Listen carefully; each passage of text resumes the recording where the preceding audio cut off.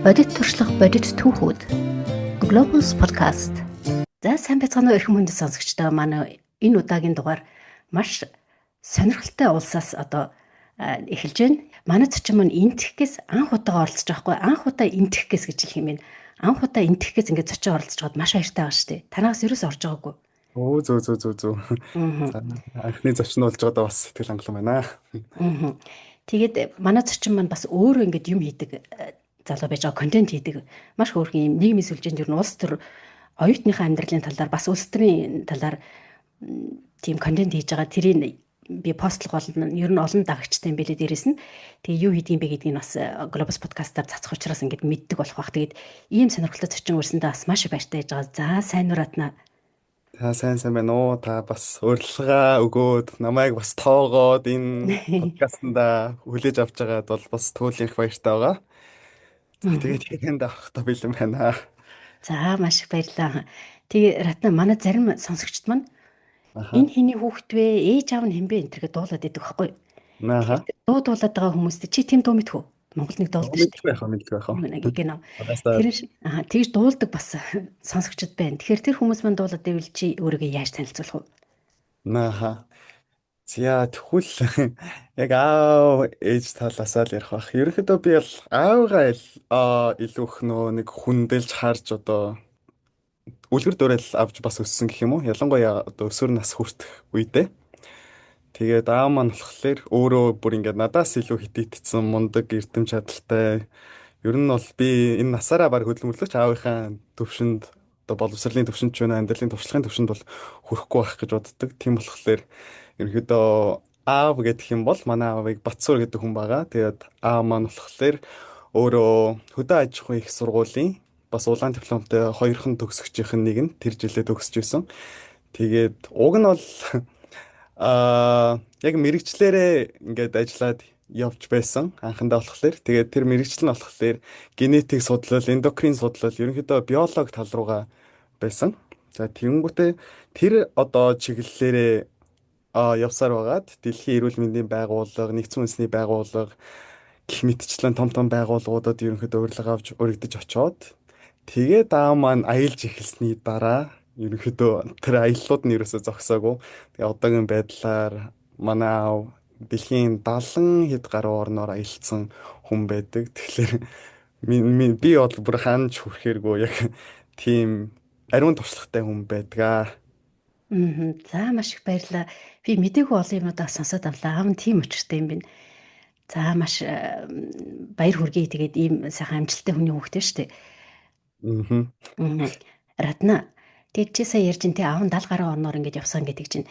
Тэгэхээр ер нь ингээд ер нь зарим шийдвэр хүний амьдралыг бүхэлд нь өөрчилсөн байдаг те дараа нь эргээд харахад. Тэгж байх уу? Жил хагас шахуу ингээд Герман дээр Кения буюу Монгол дээр Кен улс гэж яриад байгаа те Кени гэж нэрлэдэг баг Монгол дээр.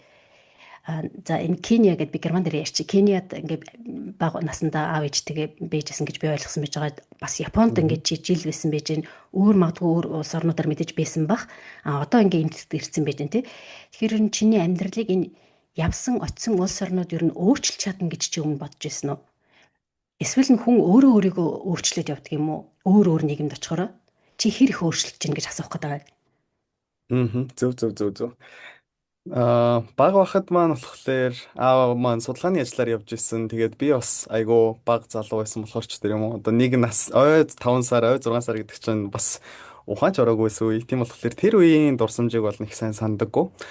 Бусдаар бол ухаан орсноосоо хойш явж исэн улс орнууд маань намайг мэдээч өөрчилсөн. Хүн мэдээч орчноос болоод айгүй өөрчлөгддөг шүү дээ. Жишээлбэл заваан гэр оронд байгаа дасчих юм бол тэнд айгүйх тийм заваан байдлыг бол нэг тийм тоомжрог болгоод хүлээгээд авчдаг. Тэрнтэй адилхан яг цэгцтэй эсвэл ингээл ямар нэгэн байдлаар орчны нөлөө гэдэг зүйл бол бас басамжлахааргүй нөлөө.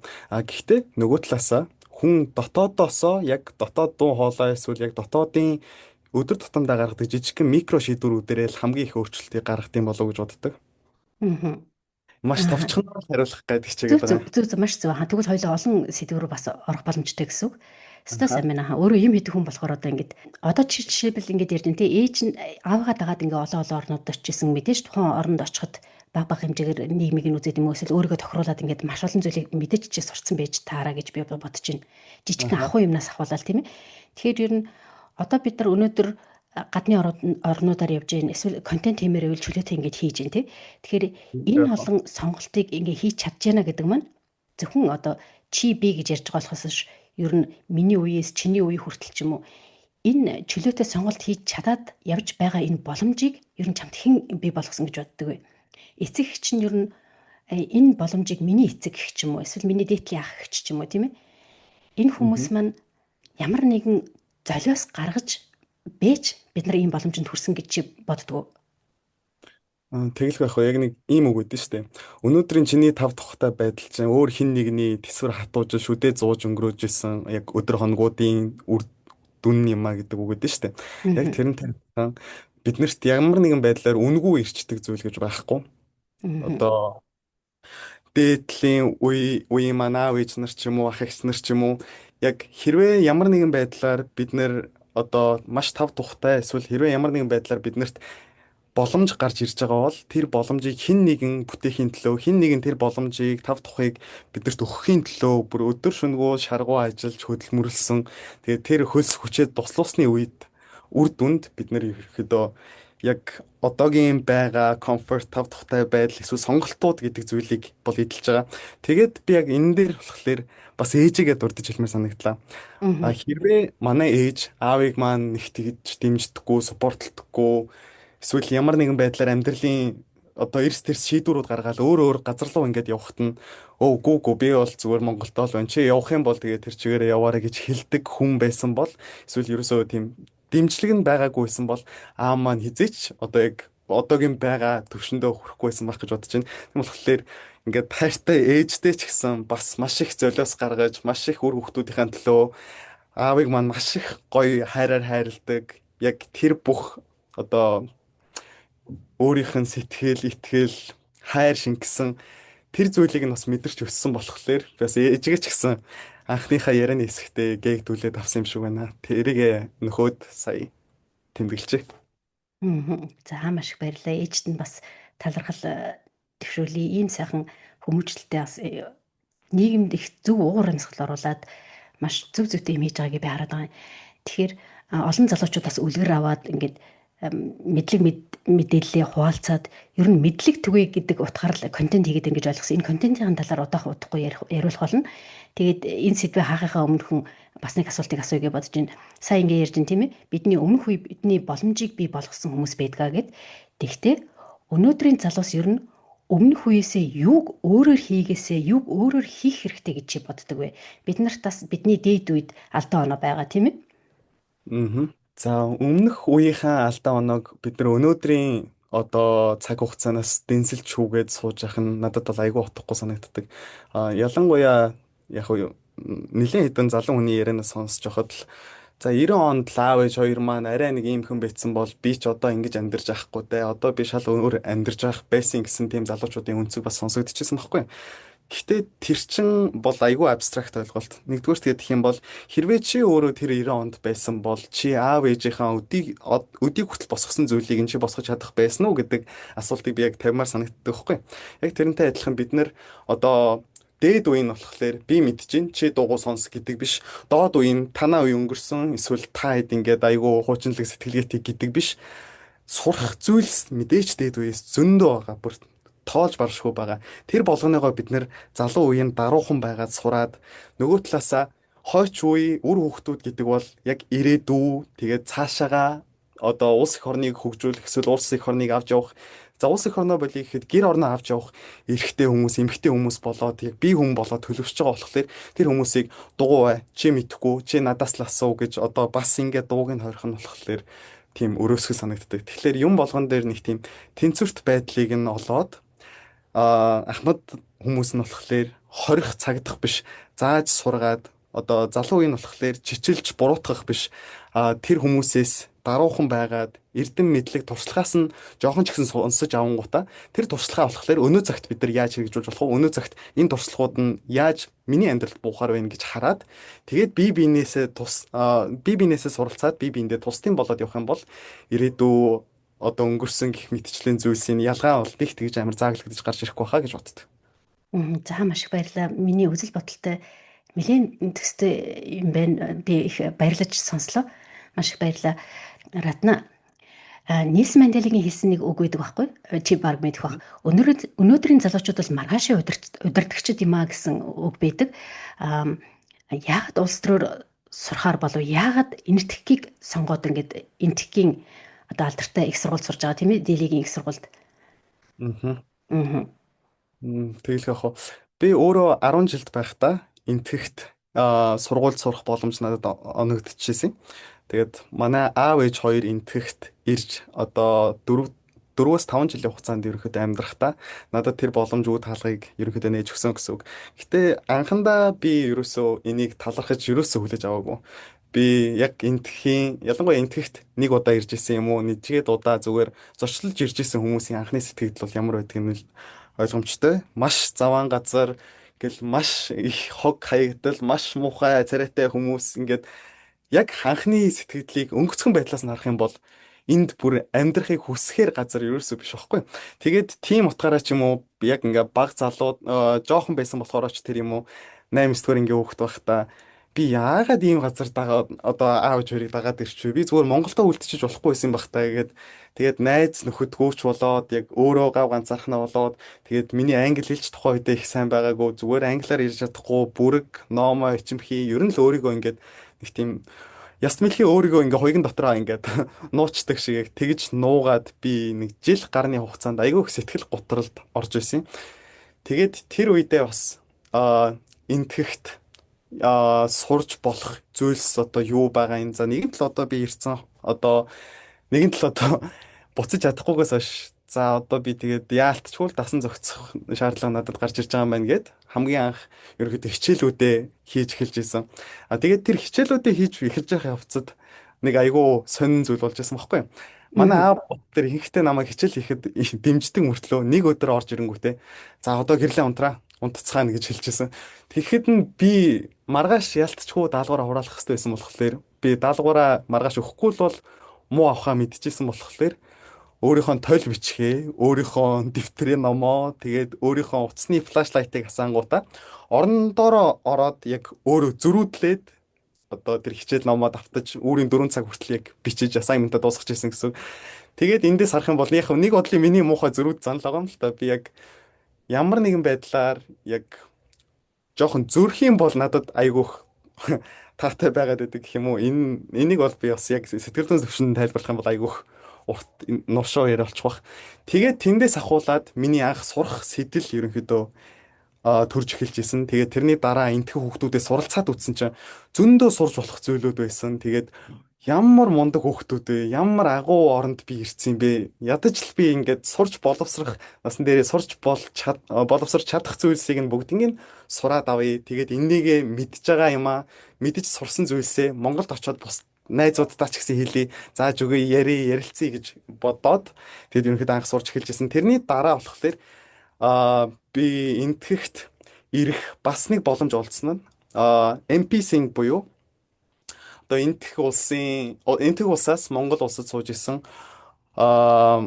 элчин сайд хүнтэй би айгүй богино хугацаанд мэдлээд өнгөрөх хоорондоо энтгэхт тэтгэлэг байдгийн шүү гэж сонсоод тэгээд тэр лүүн дараа жил аплайтгаар шийдсэн байгаа. Тэгээд тэр тэтгэлэгт нь аплайдад үтсэн чинь дээлгийн их сургууль буюу манай 10 жилд байхад хүүхдүүдийн бүр шагшиж магтаж ярьдаг байсан. Тэр мундаг их сургуульд нь тэнцсэн байгаагаа хараад үнэхээр их баяр одоо хөөртэй байсан.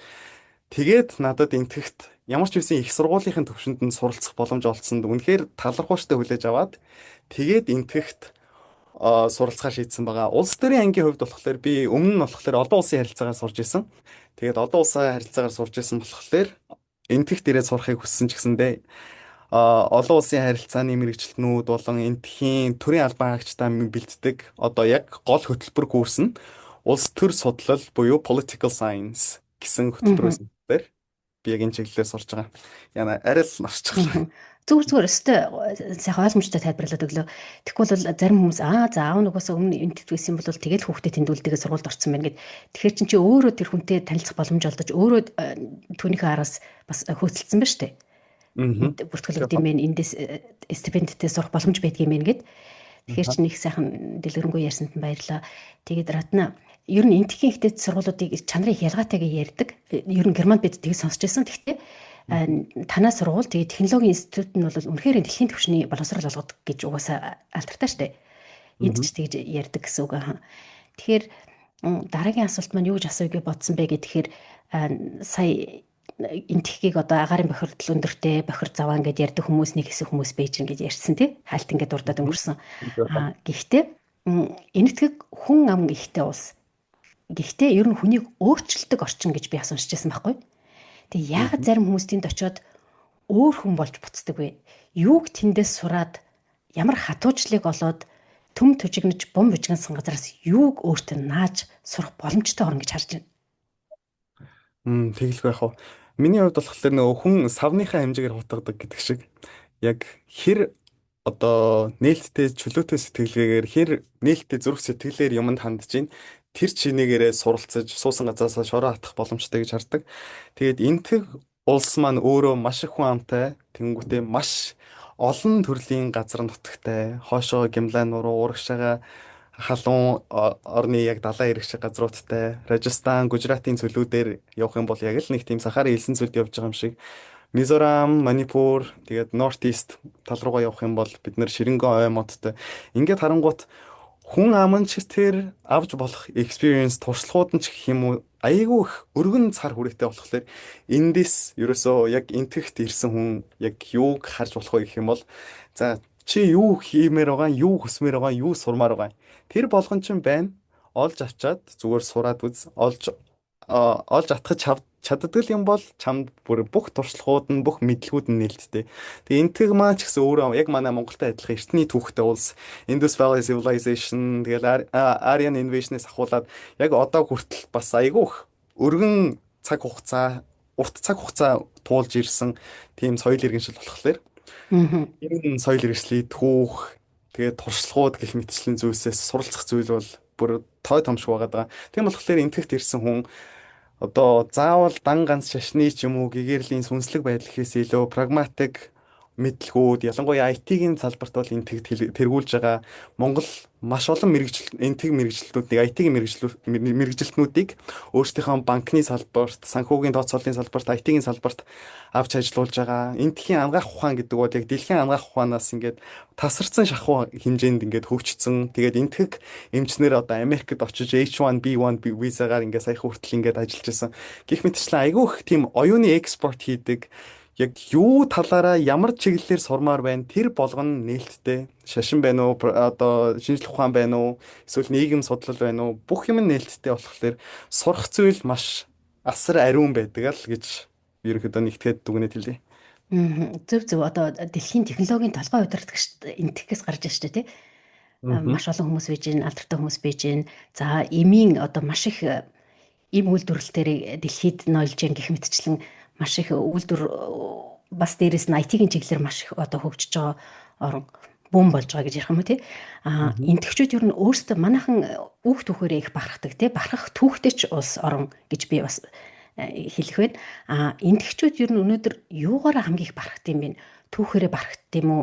Үнэхээр энэ олон жилийн одоо ардчлал ийм олон хүн амтай энэ оронд одоо ардчлалыг өнөөдрийн түвшинд ингээ аваа явж байгаагаараа барахт юм бэ нөө? Эсвэл эдийн засгийн хөгжлөөрөө барах чинь юугаараа барахж ярих вэ?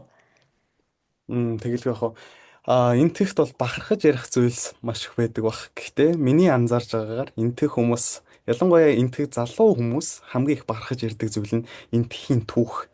Энтхийн түүхтэй би яг энтэгт анх эренгүүтээ судлаад үзэхлээр би судалж хизээч барахааргүй одоо ч гэсэн бараагүй зүгээр л яг түүхийн зангилаа мөчүүдээс зүгээр амсаад л явсан болохоос биш яг бүрэн дүүрэн тэнд ингээд булхаж живж суралцсан гэдэг бол надад бол энэ насанд агцсан ажил шиг санагдаж байгаа.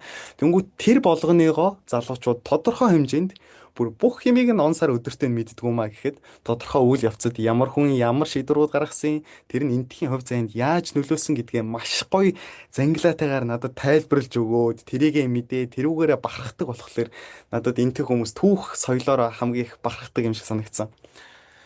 Аа. За тэгвэл нөгөө талаасаа болохоор энтэг дэлхийн хамгийн том ардчилсан улс гэдгээр аягүй их бахархдаг. 2024 онд яг сонгуулийн үеэр бид нэр анги хамт олноороо багуудад хуваагдангуудаа сонгуулийн сурвалжлагын ажлуудыг хийж исэн. Яг тэр үед ерөөсөө хүмүүсийн амнаас гарч исэн ганц фрэз гэдэг юм бол Дуняки савсэ бара локтантер гэж байгаа байхгүй. Энэ нь Мгм. болохоор яг дэлхийн ертөнцийн дээр байгаа хамгийн том ардчилсан улс бид нар Зөв билээ гэдэг зөв. тэрийг ингээд ярьж бахархаж байгаа бахархаж байгаа өнцгүүд ч гэсэн байгаа. Тэгэхээр энтэг оронд бас бахархах зүйлс бол өстой мундахгүй л бах. Шашнараа ч гэсэн бүр ингээд бахархаж байгаа хүмүүстэй зөндөө таарч ирсэн. Тэгээ Мгм. залуучуудын хувьд бол илүү их тийм түүх, мэдлэг, боловсрол гих мэтчлийн зүйлсээр илүү их бахархаж байгаа санагдсан. Мгм. За баярлалаа. Сонирхолтой юм байна. Радна дэлхий бол ном аялж үзээгүй хүн ганц хуудсыг л уншсан гэсэн Августины хэлсэн үг гэдэг тий. Ер нь нийгмийн сүлжээнд одоо энэ улс төр заримдаа хошин шог маягтай хэлбэрээр хүнд их ойлгомжтой хэлбэрээр маш их сонирхолтой аргаар гэдэг ингээд чиний аргачлал чинь их хөөрхөн санагдаж байгаа контент нь. Тэгээд би азар ингээд аягүй санаандгууд харж таарсан. Тэрнээс би нэг инстаграмд их ордгоо болохоор мэддэггүй байсан байлээ. Тэгээ ер нь Мгм. яагаад энэ контентийг хийх болсон юу чамд чухал болоод энийг хийгээд байна уу? Зорилго нь юу вэ? Зүг зүг зүг. Нөө Эрдэнэ мэдлэгийн орой төрсөн бол одоо тэнд хүрэх хаалгыг бусаддаа нээж өг гэд бас нэг үг өгдөн штэ. Гэтэ би оройд нь хүрсэн гэж хэлээгүй л дээ. Зүгээр яг уулын бэлдэн очоод ямар ч үсэн энд уул байгаа юм байна гэдгийг анзаараад харцсан гэж боддог. Тийм болохоор бусд хүмүүстэй ч гэсэн за манайхаа наашраарай дэлхийн нийтээрээ те мундаг залуучууд нь яг энэ уул руу авирах гэдэг шүү. Хэдүүлээ ямар ч үсэн ийшээгээ зүглэе, ийшээгээ чиглэе гэд тэр уул руугаа чиглүүлэх гээд яг хичээж байгаа гэж зөвөрлж болох юм байна. Тэгээд яг залуучууд маань маш мундаг. Ялангуяа Монгол залуучуудын потенциалтай юм надад ярих юм үнэхээр байхгүй.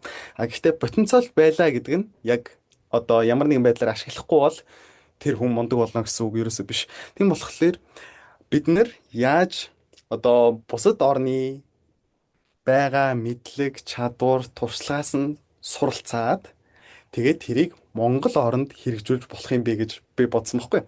Тэгээд яг энтхүүдийн нөгөө нэг үндэсний үзэлтэй бахархаад байгаа өөрсдийнхөө үүх түүхийг айгүй гоё мэдж байгааг хараад надад бас атаархал төрж исэн байхгүй.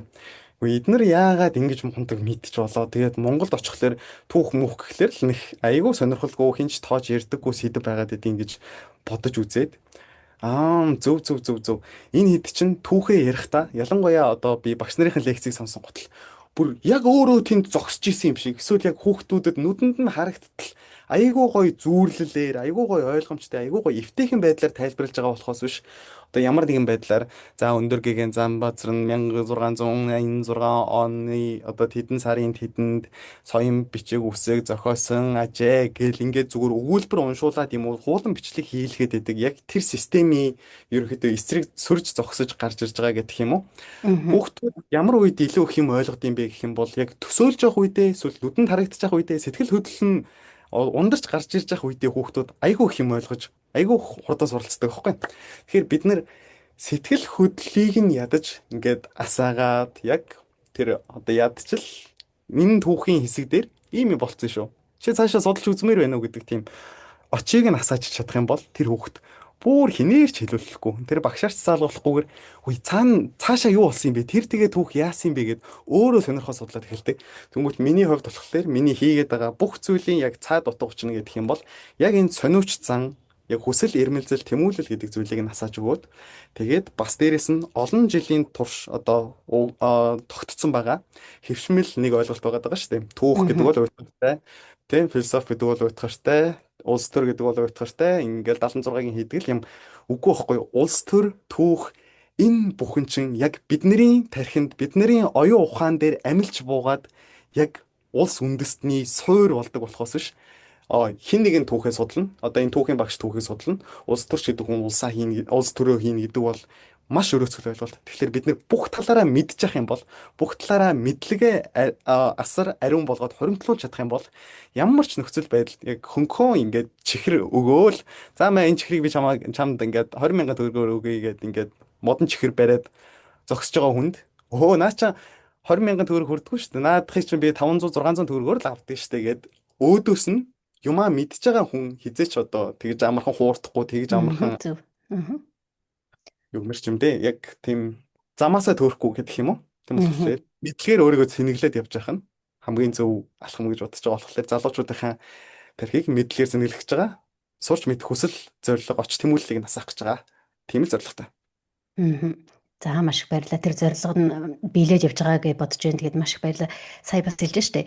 Уул нэг юм оргил өндөр уулыг харсан би уулын бэлд явж байна гэд.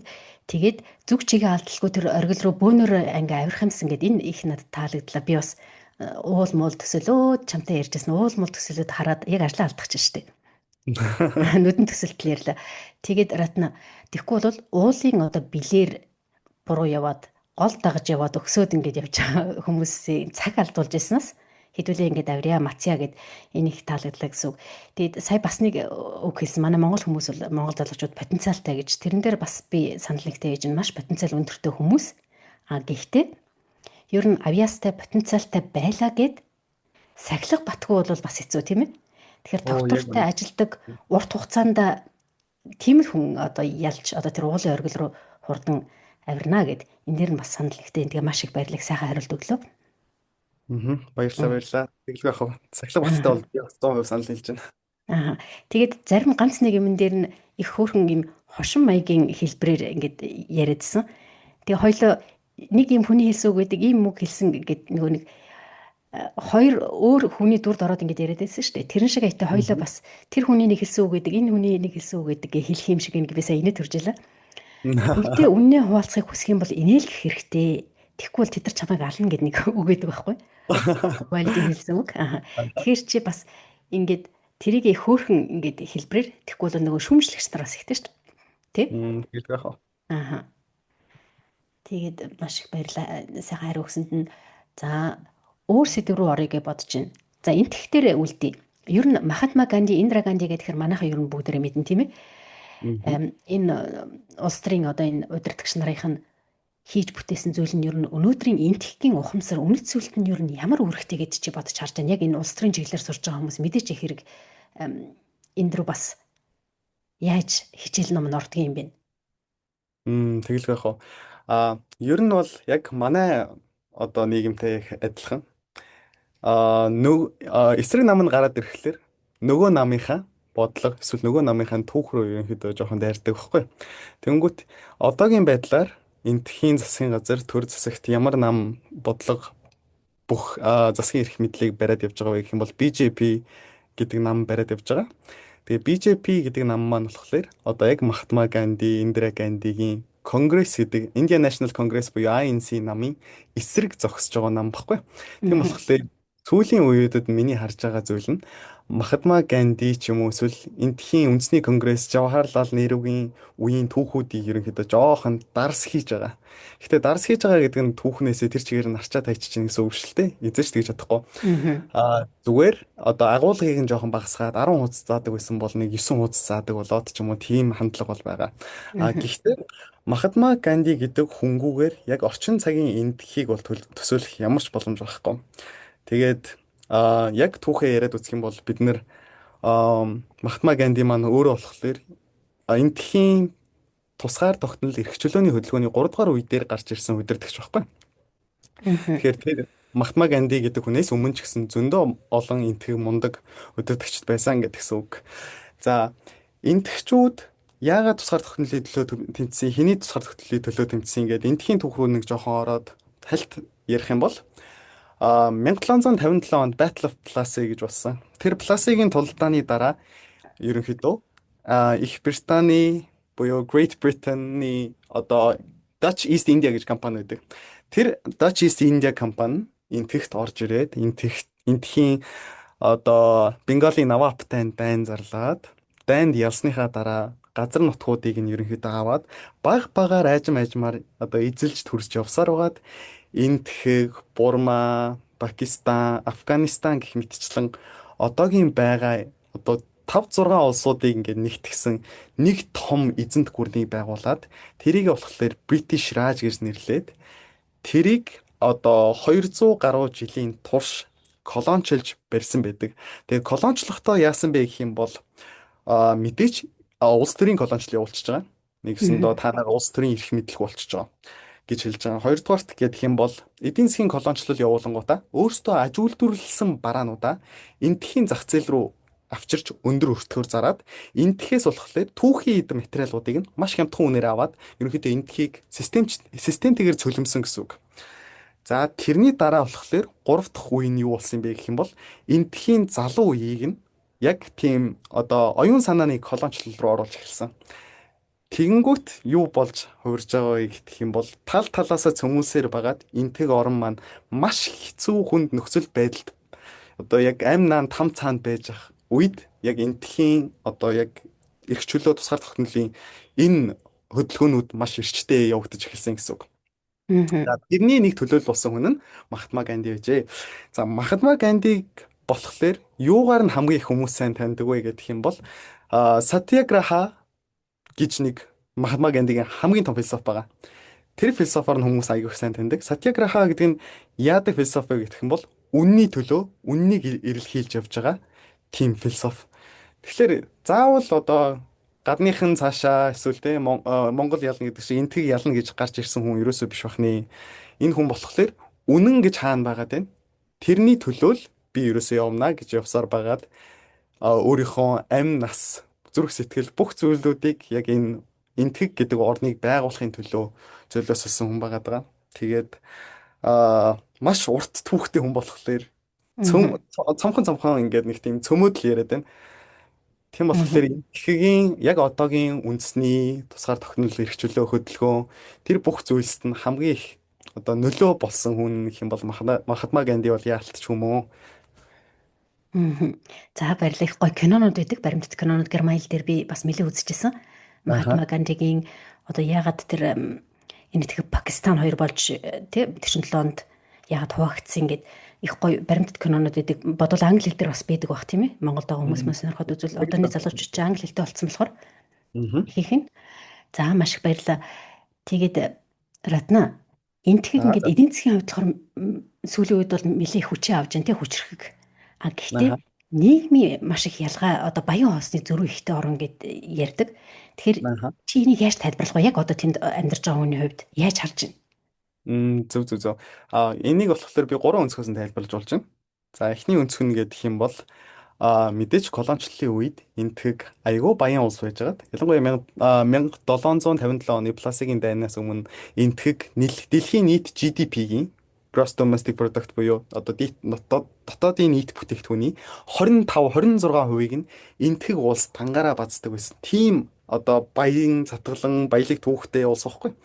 Тэгсэн байжгаад яг энтхийг 1947 онд англичуудаас тусгаар тогтнолоо зарлсны дараа хамгийн ядуу орнуудын нэгээр үлдсэн. Тэнгүүт тэр аимшигтай ядуу үед байсан хүн надад бас ярьж байгаа байхгүй. Тухайн үед биднэрт ингээд 2 өдөр бас байдаг байсан. 7 хоногт 2 тусгай өдөр байдаг байсан ингээд хэлж байгаа. Тэнгүүт би ямар 2 тусгай өдөр юм болоо гэж сонирхоод асуусан чинь 7 хоногтоо бид нар ерөнхийдөө 5 удаа хоол бол иддэг байсан. Гэхдээ өдрийн нэг л хоол иддэг байсан. Улс оронд маань ямар ч идэж тижээл юу ч байхгүй байсан болохоор бид нэр хөдөлгөөн эхлүүлсэн нь за улс орноороо 2 өдөр мацаг барья гэдэг хөдөлгөөн эхлүүлж ирсэн гэж байгаа байхгүй. Тэгэхээр 1947 оноос хойш тийм ядуу тарчиг байдлаас нь харьцуулаад үзэх юм бол өнөөгийн энтхэг бол үнэхээр баян байгаа. Өнөөгийн энтхэгийн энд засаг бол үнэхээр сайжирж байгаа. Гэхдээ яг одоо бид нар ч бүр Европ стандарт тэр байтугай барууны стандарт цензураар юмд ханддаг болсон болохоор тэр өнцгөөс хараад үзэх юм бол ядуу муусан гуйлахч юу ч хүү юмнууд гэж ингээд айгүй дээрээс ингээд харах гэдэг. Гэхдээ яг тэр хүмүүсийн өнцгөөс болохоор амьдрал ерөнхийдөө багаа сайжрал явж байгаа. Ер нь дэлхийн улс орнууд бол энэ тэтгэгт бас хүндэтгэлтэй хандаж эхэлж байгаа гэж би бодож байна. Ер нь сүүлийн жилүүдэд жишээлх юм бол Германы канцлер байсан Олаф Шольц нодлон шиг санаж байна. Ямар ч байсан одоо энэ суудлаасаа буухаас өмнө энтхэгт айлчсан байхгүй. Тэгээд ер нь стратегийн хамтын ажиллагаа Хятадаас ер нь хамаарлаа багасгах зорилгоор ингэж очиж исэн. Гэх жишээний одоо ингэж хандж штэ тийм ээ. За маш баярлалаа. Тэгээ Ратна одоо чи сайн ингэж эдийн засгийн дотоодын нийт бүтээгдэхүүн нэрэ гэд ярьсан тий. Тэгэхээр одоогор дэлхийд ер нь тавж явж байгаа бах. Зөв үү? Германы дараа Америк, Хятад, Япон, Германы дараа гэд 2015 онд Нарендра Моди Монголд ирсэн тий. Энэ айлчлалын талаар чи мэдээж мэдээлэлтэй байгаах. Ер нь энэ айлчлалын ач холбогдол нь юу байсан гэж чи харж байна. Одоо яг ингэ сурж байхад бид нар зарим юмыг ухарж ойлгодог тийм ээ. Аа. Тэгэлгүй яг хаа. За яг хаа миний нөгөө нэг сүүлд харснаар бол Германыг гүйцэтгэсэн байлээ шүү гэж. Ямар ч байсан За. дөрөв Аа. дэх том эдийн засаг болцсон байлээ. Гэхдээ одоо За. буцаад уусан байж магадгүй. За Аа тантай ярьж дуусныхаа дараа шалгалтаа хийн. өө тэгэл яхаа тэгэл Баярлалаа яхаа. мэдээлэл өгсөнд наа. За За. тэгэнгүүтээ 2015 онд модигийн хийсэн айлчлалтыг болохоор айгүй тийм том стратегийн ингээд цогц бодлогоор нь бол тайлбарлаад харж үзэх юм бол Diamond Necklace бодлого гэж байдаг байхгүй юу? Энэ нь болохоор хятадыг одоо тусгаарлах, хятадын эргэн тойронд байгаа улсуудтай дипломат харилцаа тогтоогоод тэгээ хятадыг ерөнхийдөө South China Sea-гээс нэг холдуулахгүй байх тийм бодлого байгаа гэдэг. Яг тэр бодлогын хүрээнд хийсэн айлчлал гэж бол би хувьдаа харж байгаа. Аа. Яагаад вэ гэх юм бол тэр айлчлалуудыг ингээд ухраагаад үзэх юм бол он цагийн хувьд Японд айлчлал хийсэн байгаа. Тэрний өмнө бас зүүн өмнөд Азийн орнуудын нэгэнтэй айлчлал хийсэн байгаа. Тэгээд ингээд хараад үзэх юм бол яг одоо Хятадын газрын зургийг тойруулаад зурцсан юм шиг тийм бодлогоор айлчлалт хийсэн байгаа болж таарж байгаа. За тэгэнгүүтээ нөгөө талаасаа бид нэр 2015 онд хийсэн айлчлалын одоо таатай нөхцөл дээр үндэслээд энтхээс 1 тэрбум долларын газрын тосны зээлийг бол ерөнхийдөө хөрөнгө оруулалтыг нь бол татаж чадсан байгаа даа. Нийт боловсруулах үйлдвэрийн тий. Тэгээд одоо ч гэсэн Хөгжилтийг. ажилтнанд оруулах гээд бид нэр бас хоёр орны төр засаг маань хамтраад ажиллаж байгаа.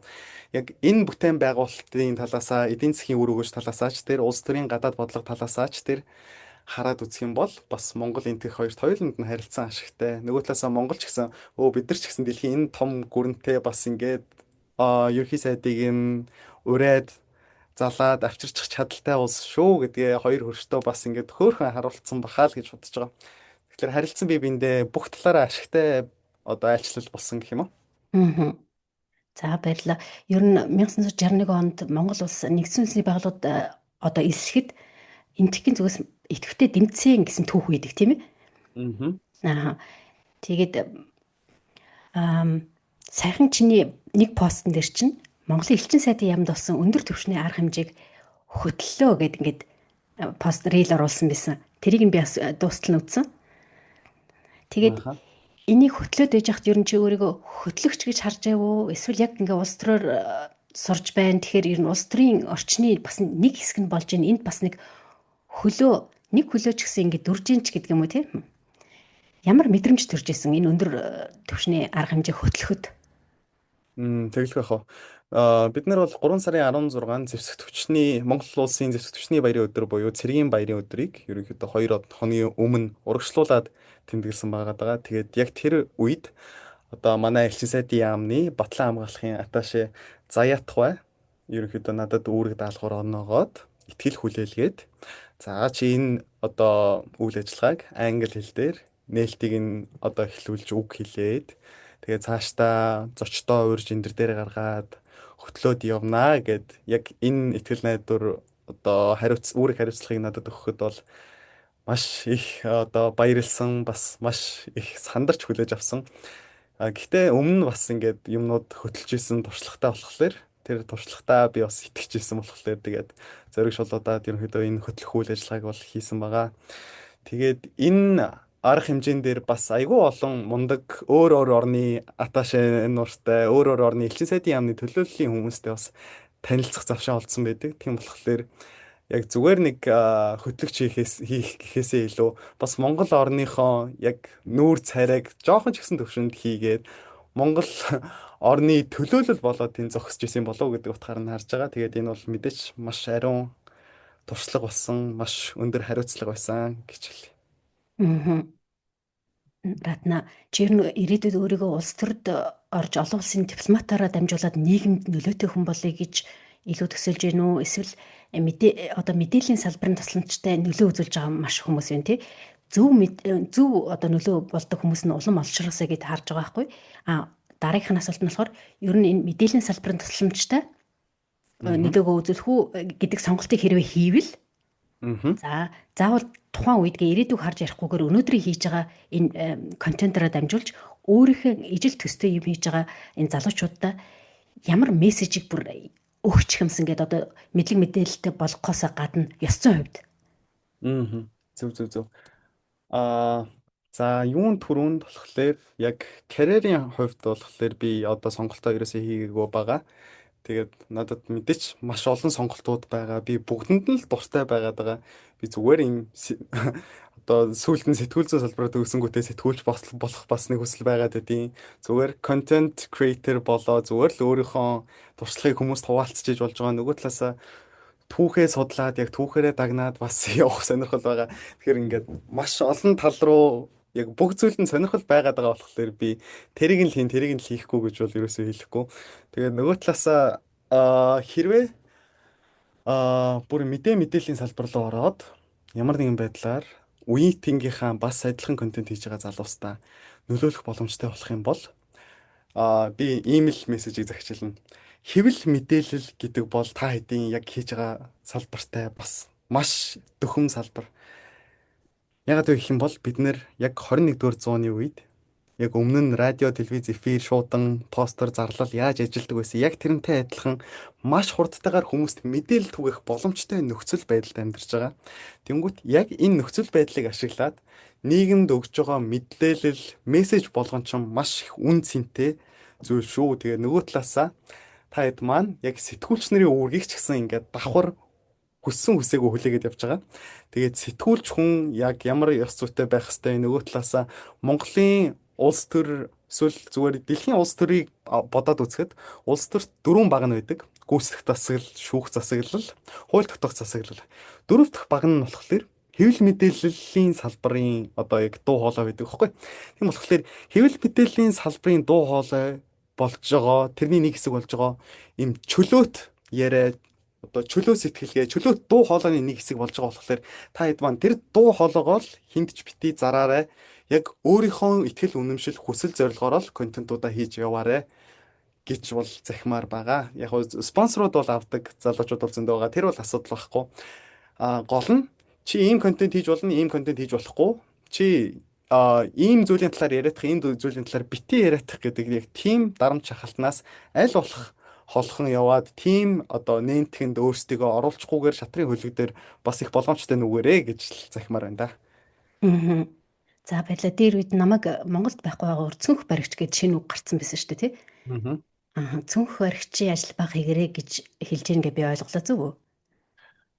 Тийм яг тэмчилтэй зүгээр нөгөө нэг одоо ямар нэгэн байдлаар улс төрийн ч юм уу эсвэл нөлөө бүхий хүмүүсийн одоо гарнаас ерөнхийдөө хол яваарай. Тэр Мгм. хүмүүсийн нөлөөллөөс нь жоохон холгоо Мгм. яваарай.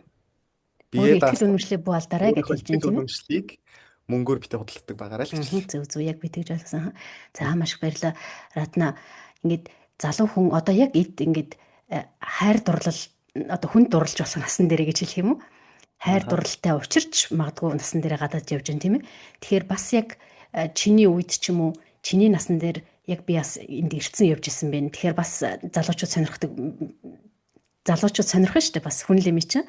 Мгм. За түн шиг ганц би залуучууд манд бас 20 гараад ирж байгаа залуучууд манд ч юм уу бас бүсгүйч хүлийг сонирхно. Тэгэхээр зарим хүмүүс маань энд сүүлийн үед монгол хүмүүс их болсон байна. За тухайн үед нь байсан монгол хүмүүсийн сонголт нь өөрийнх нь одоо хайртай болоог үнтэй хүн суuna гэж байхгүй тийм ээ гэр бүл болно гэж байхгүй юу шилэх гээд юм гэхээр яг ингээд хайр дурлалтай учирдаг насан дээрээ гадагшилж байгаа маш олон залуучууд байж байгаа. Тэгэхээр ер нь амьдралаа гадаадад сонгоод ингээ үлдчихэж байгаа хүмүүс бас нэлээд байгаа. Мгм. Тэгээ юу ч хэлэх чинь гэхээр олон залуучууд энэ гадаадад суралцж байхдаа хайр сэтгэлдээ автаад тухайн газартаа үлддэг энэ шийдвэрийг чи залуу хүмүүнүүдээр яаж харж байна? Ер нь урт хугацаанд гадаадад амьдрна гэж боддгоо Монгол руугаа буцна гэж боддгоо гэж асуух гэдэг юм бас. Мгм. Зөв зөв зөв. Аа миний хувьд болохоор хувь хүний ялангуяа хайр дурлалын шийдвэр дээр бол ёстой үг хэлэх боломжгүй байгаад байдаг. Ягаад гэх юм бол тэр хүний өнцгөөс мэдэрж байгаа яг тэр хайр дурлал, зүрх сэтгэл гэдэг зүйлийг гаднаас нэг хүн харангуйтаа яг эмч үзээд шинжиж байгаа юм шиг шинжих боломжгүй байгаад байдаг. Тэгэхээр тэр тал дээр бол no comment гэж хэлнэ. Зүгээр өөрийнхөө хувьд гэх юм бол би бол урт хугацаанд л хүнтэй сууна уу гэхээс биш яг одоогийн байдлаар бол ямар нэгэн байдлаар үерхэл эсвэл ямар нэгэн шохорхол хайр дурлал зарцуулах цаг зав их хомс байгаа гэж харж байгаа болохоор одоогийн байдлаар нэг тэгж үерхэл санаа зовхгүй байгаа. Тэгээд урт хугацаанд бас ямар нэгэн байдлаар гэр бүл болоод амьдраад яг тогтворч суурьшилтай болъё гэж шийдэх юм бол би заавал Монголд очиж л амьдрна. Тийм болохоор би амьдрах гэж байгаа газараа ч гэсэн илүү сайхан газар байлгахын төлөө давхар одоо яг энэ контентуудаа хийж байгаа гэсэн үг. Мгм. За маш их баярлалаа. Охтуудтай ашгүй хариу олж өглөө штэ. Найз охинтой болов гүн болов гэж чамайг шохроод харж байгаа чиний үеийн охтод зөндөө байгаа байхгүй. Тэг ашгүй тойруулаад ингээ бөөрө хийлээд асуултаа ашгүй яг хүрхсэн байна. Тэгээд ямар ч гэсэн найз охингүй байгаа юм биш үү? Охтуудаа мэдж авсан уу? За хэдэн Найз охин баярлалаа охинтой сонсож болохгүй. Бас зарлж хэлчихэ. Тий. Найз охинтой болоог байгаа? Найз охинтой бас болох хүсэлгүй байгаад байгаа. Тэгээд бас Тэгвэл нь бас одоогийн цагаа алдаад байдлаараа. охтод ингээд хараад байх вэ. За тоглоом байла. Окей.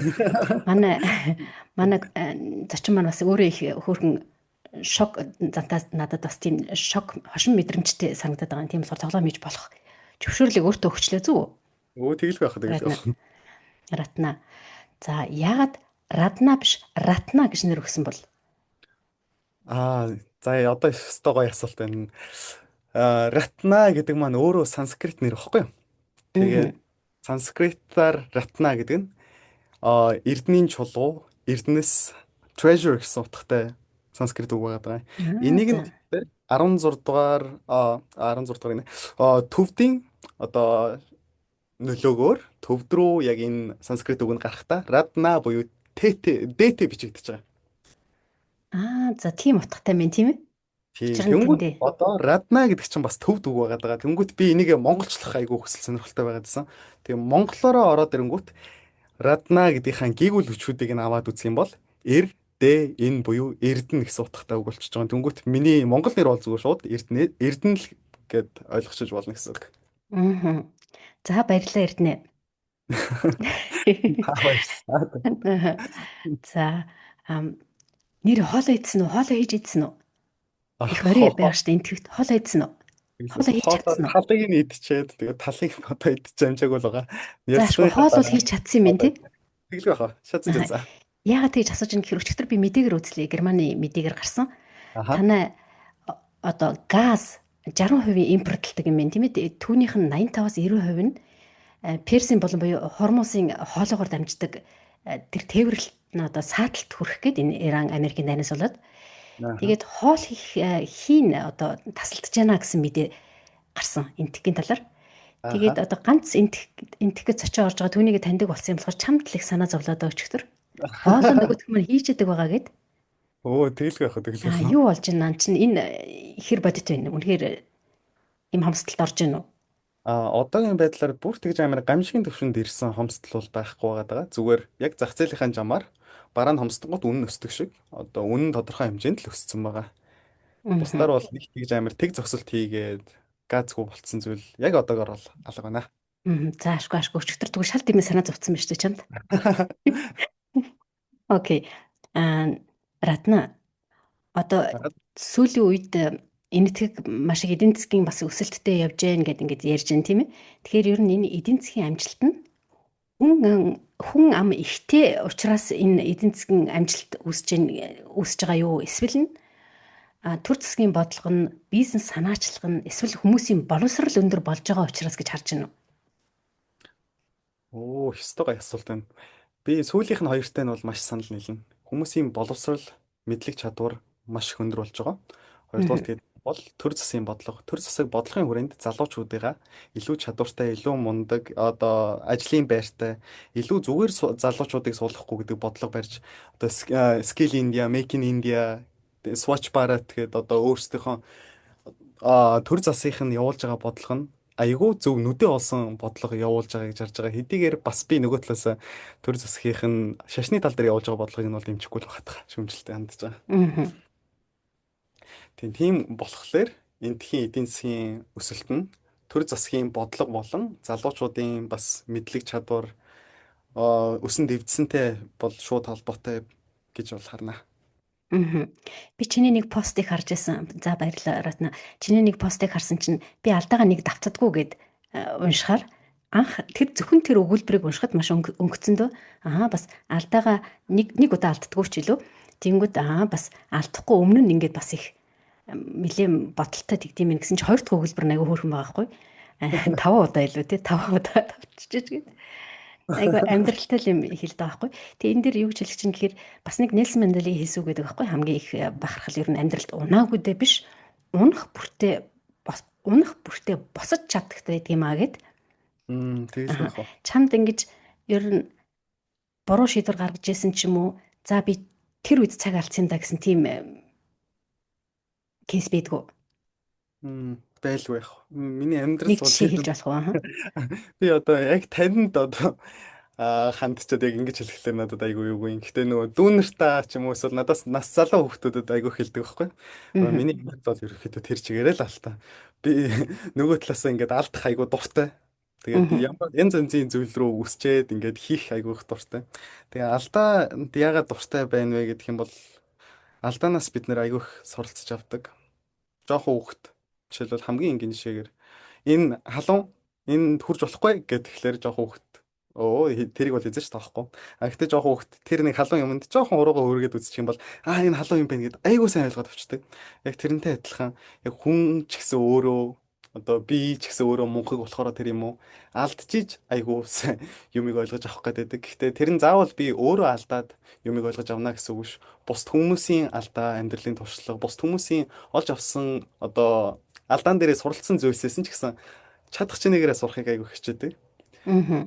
Тэр алдаа бол айгүйх чухал зүйлээ. Тэгээд надад алдчихсан үеуд зөндөө байдаг. Тэгээд тэр үеүүдийн бас хамгийн чухал одоо надад хамгийн их нөлөөсөн алдаа сургамж нь юу байсан бэ гэх юм бол би өөрийнхөө амьдралыг хүний одоо хүслээр ч юм уу эсвэл гэр бүлийнхнийхаа эсвэл хамаатан задныхаа зүгээр л нийгмийн харж исэн хүсэн хүлээж исэн яг тэр хүн байх гэж өөрчлөх үед л надад хамгийн муухай өөрөө өөрөөсөө урвцсан юм шиг санагдчихсэн.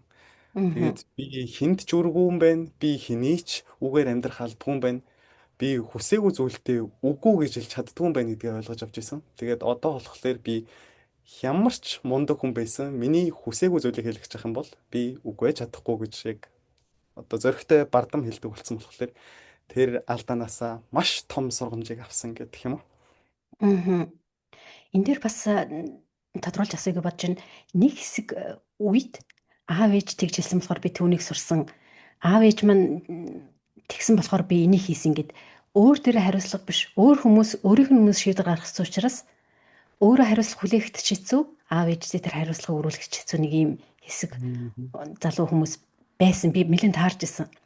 Тэгэхээр ер нь хүн өөрийнхөө сонирхлоо дагаж мэргэжлээ сонгох хэрэгтэй байт юм уу? Эсвэл ирээдүгээ харж мэргэжлээ сонгох нь зөв байдаг юм уу? Энэ хоёрыг хослуулж чадвал хамгийн сайн. Өөрийнхөө сонирхдаг хүсдэг зүйлийг ирээдүйн чиг хандлага дээр тэгвэл энэ зүйл юу болох гэж байна гэдэг зүйл хоёрыг хоёуланг нь харж чадаад хувь хүний хүсэл сонирхол болон хөгжлийн чиг хандлага хоёрыг зэрэг баримжаалж чадах юм бол энэ бол бүр хамгийн сайн. Тэгээд нөгөө талаасаа хинд ч бити яг хариуцлага хүлээлэг. Өөрөө өөрийнхөө хувь тавилан амьдралын шийдвэрийн эзэн нь бай. Алдах юм бол энэ миний алдаа. Би энэ алдаагаараа бахархаж чинь эндээс би өстой их юм сурж авлаа гэд алдаагаа ч гэсэн өөртөө ингээд хүлээж чаддаг бай. Хожих юм бол энэ миний хожил. Энийг би өөрийнхөө шийдвэрээр гаргасан гэд хожиж чаддаг бай. Тэгээд ийм өөртөө бардам байх, өөртөө хүсэл тэмүүлэлтэй, өөртөө ингээд итгэлтэй байх юмны бас үндэс нь яг энэ хариуцлага байгаад идэх. Хэрвээ хариуцлага өөр хүний гарт өгчих юм бол чи өөрийнхөө амьдралыг ч гэсэн тэр хүний гарт л өгч чинь гэсэн. За маш сайхан хариулт энэ үнэхээр энэ чухал те хариуцлага гэдэг зүйл энэ дээр бол маш зөв хариуцлагыг бас өөрт сурах хэрэгтэй тийм ээ. Тэгэл байх. За баярлалаа. Ер нь өнөөдрийн маань залуучууд улс төрчдөөс ер нь юу хүлээдэг вэ? Тэгээ тэрийг олж авч чадахгүй байна. Тэгээ ингээд нийгэм бухимдал үүсэж байна. Бид нар ер нь цаг хугацаа эргэхийг, төр өөрчлөгдөхийг хүлээх ёстой юм уу? Эсвэл бид нар өөрсдөө ханцаа шумлаад баг багаар ингээд орох ёстой юм уу? Ер нь хамгийн их улс төрчдөөс хүлээдэг зүйл нь юу вэ залуу хүмүүсийн хувьд? Та нарын үеийнхэн. За миний хувьд залуу хүмүүсийг ч юм уу залуу хүмүүсийн төлөв болоод яг тэр хүмүүсийн өмнөс дуурах нь хаашаа. Гэхдээ миний анзаарж байгаа зүйл нь юу вэ гэх юм бол за тэгээд тэр төр засгийнхан эсвэл ингээд улс төрчт нь л өөртөө мэдтгийм байгаа үстэй надаа хамаагүй гэдэг бодол бол айгүй буруу бодол гэж боддог. Яагаад гэдэг юм бол биднэрт сонгуулийн үеэр ямар эрх оногддсон бэ гэдэг юм бол төр барилцах эрхээ эдлэрэ гэдэг эрх оногддог байхгүй. Энэ боломж нь гарч ирдэг. Тэнгүүт энэ боломжоо бид нэг бол ашиглаж чаддаггүй, нэг бол бид нар яг энэ төр засгийг барих хүч чадлаа хүнд ингээд айгүй энгийн зүйлээр худалдаад аждаг. Тэгэд энэ бол яг хөгшин залууч гэлтгүү яг нийт монголчуудын манд дунд гаргаж байгаа хамгийн том зуур алдаа.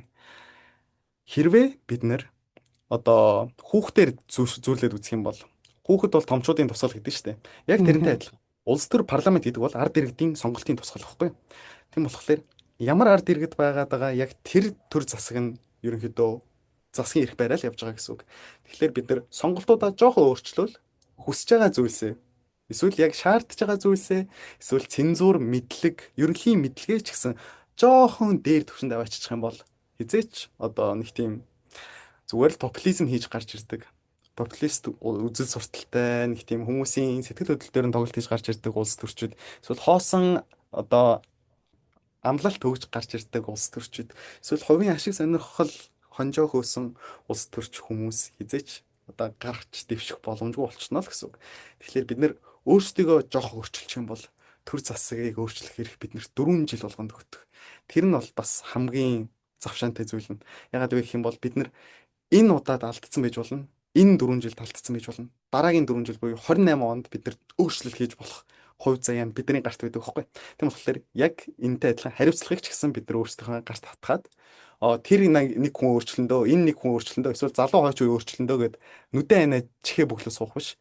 Өөрчлөлтийг яг хувь хүнээс л яг өөрөөсөө л эхлүүлэх юм бол тэр бол хамгийн зөв үзэл бодол гэж бодож Аа. За маш их баярлалаа. Энэ бас их зөв зүйтэй юм ярьж байна. Тэгээд эргэн бүрийн оролцоо, эргэн бүр одоо үүргээ хүлээж те оролцох ёстой гэд. Тэгэхгүй за боловсралтай хэдэн л хийх байлгүй би энийг мэдэхгүй. За өшөө юу гэдгийг айгүй хийм ялгаа гаргадаг штэ. За тэр хөгшин хүмүүс яах вэ? Эсвэл залуу хүмүүс яах вэ гэд ингээд зааг айгүй их гаргадаг санагддгийг манай нийгэмд. байна.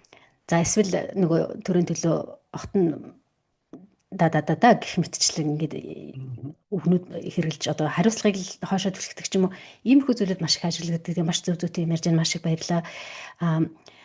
Энд тэгч ер нь авилгал гэж бийдэг юм бэ нөө авилгалын систем ер нь авилгал гэдэг одоо системийн асуудал юм уу эсвэл соёлын асуудал юм уу манайхан ах トゥ удэд туслахгүй болохгүй гэж тань талаа ажилд оруулах ч юм уу эсвэл одоо юм бүтээгээд өгсөн хүнд бэлэг сэлтэх хөстэй ч гэдэг юм бас нэг энэ соёл ингээд өөр байгаад байна тий. Тэгэхээр энэтхэгч ер нь авилгал гэж нүдэнд ил үзэх тийм авилгал байдаг юм бэ нү? Байлгүй яах вэ? Энэ бол авилга байхын дээр байгаа.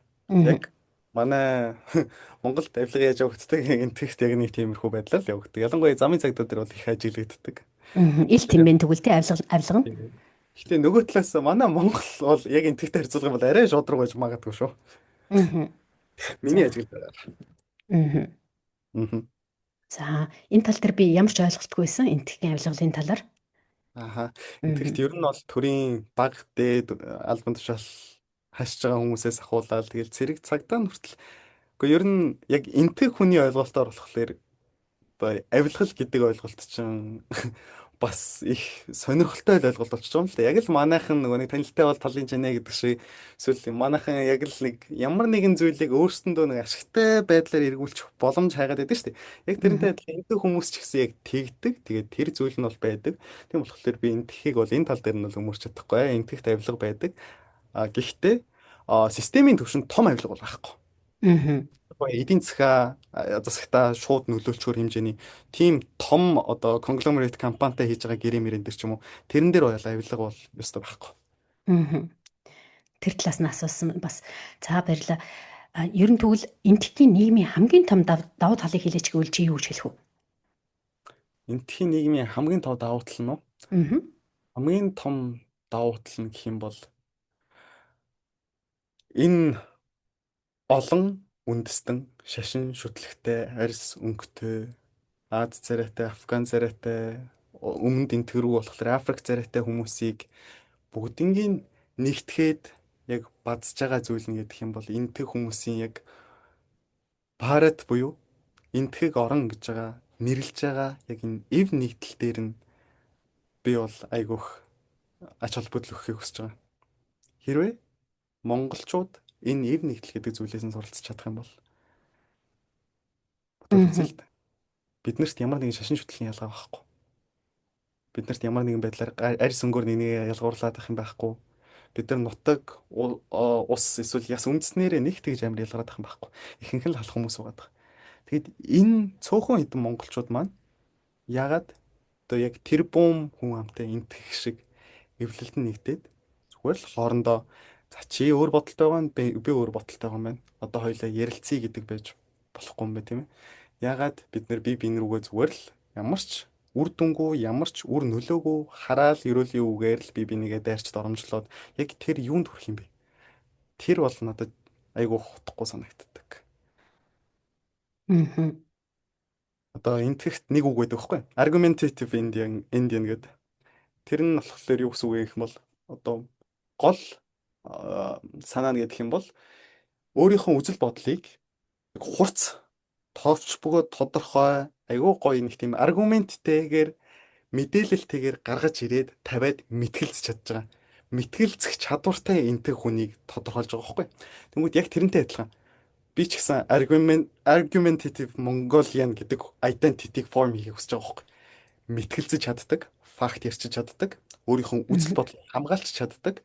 А тэрэн дээрээ ямар нэгэн байдлаар ёс зүйн ямар ч доголдол гаргахгүйгээр маш ухаалгаар мэтгэлцэж чаддаг тийм үеийг бас бэлтгийг хүсэж байгаа гэдэг юм уу? Мгм. Сайхан бодол байна. Маш их баярлалаа. Түнд нь бас амжилт хүсье. За маш их Мгм. баярлалаа. За зочинтойгоо ярилцах цаг маань ингээд дуусч чинь цаг гарan болсон. Хоолнд нь санаа зовоодсэн ашгүй тал хоолоо идсэн гэсэн тэгээ тал хоолыг хөрхөөс өмнө одоо нэвтрүүлгээ дуусгахыг бодож байна. Чиний зүгээс ер нь өөрийнхөө энэ дагагчтай контент хийж байгаа энэ дагагчтай хэлэх үг байвал бас манай подкастаар дамжуулаад хүсэх зүйл байвал эсвэл Монголын нийгэмд хэлэх зүйл байвал хэлээд хоёлоо энэ удаагийнхаа дугаарыг өндөрлөх үү. За тэгээ. За миний яг контентуудыг үзэж байгаа, дагж байгаа хүмүүстээ хэлэх зүйл нь гэдэг юм бол би айгүй тэнэг хүн. Би ерөөсөө тийм ухаантай мундаг яг тийм хүн биш. Тийм болохоор та хэд маань миний ярианаас авахыг нь аваад хаяхыг нь хаяарай. Миний яриан дээр одоо дэлгэрүүлж судалгаагаа өөрсдөө хийгээд тэгээд өөрөө өөрийн олж авч одоо мэдсэн мэдлэг гэдэг бол айгүй амттай асар их үнцэнтэй байгаа гэдэг. Тийм болохоор хэний ч ярианд 100% бити итгээд хэний ч яриаг энэ бол 100% туйлын үнэн гэж хүлээж аваарай. Яг тэрнтэй адилхан миний яриаг ч гэсэн 100% үнэн гэж хэзээ ч бити хүлээж аваарай. Миний ярьж байгаа яриануудыг эсвэл одоо дурдж байгаа түүхэн фактуудыг дахиад факт чек хийж үзээд тэгээд доор нь та буруу ярьсан байж тээ эсвэл чи буруу ярьсан байж тээ энэ дэр чи ийм байгаагүй чи энийг байсан гэдээ тавьсан байна энэ ч болохоор ийм фактын хувьд алдаатай байна гэд надад комментэн дээр айгүй гоё хэлээд өгөх юм бол би бол тэрийг бол бүр пин хийгээд тэрэн дээр одоо бус хүмүүсийг ч гэсэн сториндоо хийгээд ч юм уу энэ дээр ийм байсан юм биш үү гэдэг айгүй гоё тайлбарлаад өгч болно. Тэгэхээр яг тэрнтэй адилхан өөр хэний ч бай, ямар ч салбарт байгаа хүний үгийг яг 100% үнэн эсвэл энэ хүн л 100% сайн хүн, энэ хүн л 100% мундаг хүн гэж ерөөсөө бити үнэлж хүлээж авч байгаагаарай. Тэгээд хүнд итгэхээс илүү, хүний ярьж байгаа зүйлд итгэхээс илүү өөртөө итгээд, өөрөө судлаад, өөрөө мэдчихээн гэдэг зүйл хамгийн чухал шүү. Тэгэхээр тэрийг л би бол яг захиж хэлмээр байна. Мгм. За сонсогч нь сонсон ах гэж бодож байна. Бас нэг зүйл асууя гэж бодлоо. Хоёул танилцчихсан тийм ээ, уцаар би урилга явуулсны дараа уцаар ингээд холбогдсон тийм ээ, товчхон танилцах гээд. Аха. Тэгэхэд би тийм мундаг хүн биш шүү гэд ингээд надад хэлжсэн. Та би тийм мундаг хүн биш шүү. Тэгтээ урилгыг ингээд хүлээж авлаа гэд.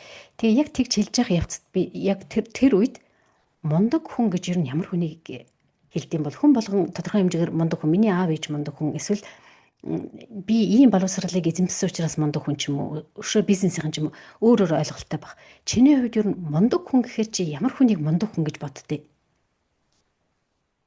Мундаг хүн гэвэл би ямар ч байсан өөрийнхөө салбарт эсвэл өөрийнхөө хийж байгаа зүйлд бүр маш олон жилийн мэдлэг чадвар туршлагатай одоо их тийм доктор профессор шиг шахуу мэдлэгтэй дээр нэмээд ёс зүйн хувьд маш өндөр этиктэй тим хүнийг мөн дээр нэмээд өөрийнхөө үзэл бодлыг тууштай хамгаалцдаг, өөрийнхөө хайртай хүмүүсээ хамгаалж чаддаг.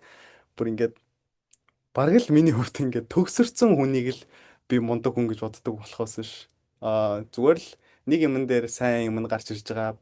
Эсвэл нэг юм дээр л зүгээр илүү одоо IBS чадвар нь гараад ирэнгүүт л энэ хүн бол мундаг хүн байна, энэ хүн бол мундаг хүн байна гэж бол хэлэхгүй. Тэгэхээр миний нөгөө мундаг гэдэг цензур манай айгүй өндөр байгаад байгаа. Тэгээд бас дээрэс нь би тэр мундаг гэдэг цензуртаа бол хүрч чадахгүй бах. Тийм өндөр цензур тавьсан байгаад байгаа.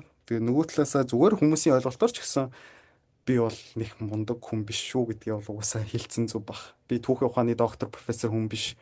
Би ямар нэгэн байдлаар одоо тэр улс төр хийгээл эсвэл залуучуудыг алив энэ нам саналаа өг энэ намыг ингэж дэмж мэмжгээд энэ нөлөөлөхгүй инфлюенс хийх гээд байгаа юм биш.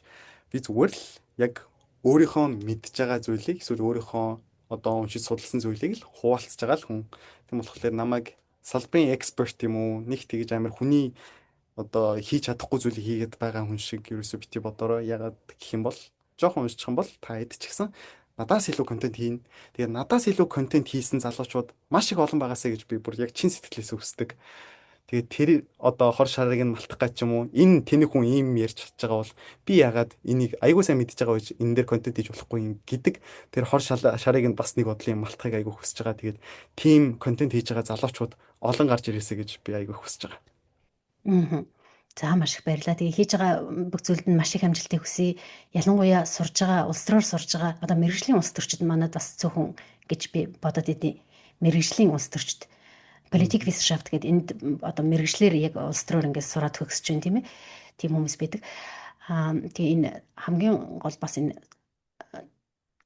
их сургуулаа маш их амжилттай сайн дуусаасаа гэд төгсөөсэй гэд би тэрийг маш юуны төрөнд хүсэж जैन. Тэгээд хийж байгаа бүх зүйлд нь амжилт хүсье. Тэгээ их сайхан эерэг зөв нөлөөлөгч байгаарай гэж хүсээд энэ удаагийн дугаараа өндөрлөе. Цаг зав гаргаад ярьцлах хүсэнд нь Ратната маш их баярлалаа. За танд ч гэсэн үнэхээр их баярлалаа. Тэгээд намайг урьж оролцуулсанд энэ мундаг подкастнда оролцох боломж олгосонд маш их баярлалаа. Нөгөө талаас таны өрөөл бол үнэхээр гоё амны бэлэгтэй өрөөл байна. Тэгээд өрөөл бат оршгэ. Тэг гялалаа гэж хэлбэрээ. За баярлалаа. Сонсогч та бүхэндээ бас маш их баярлалаа. Тэгээ бид нар доотлолт нь ингээд зарим Европт байдаг бас манайд ч нэг хараахан олж амжаагүй хүмүүс байвал ингээд доотлолт нь танай бүх мэдээлэл өгч болно тийм ээ Ратна? Аа. За баяртай ирнэ. За баяртай. Ирнэ гэдгсэн чинь тоглож ирсэн шүү хаа. За баяртай. Оройгоо сайхан өнгөрүүлээ. Тэгээ хоолоо сайхан идээрэй бака. За баяртай.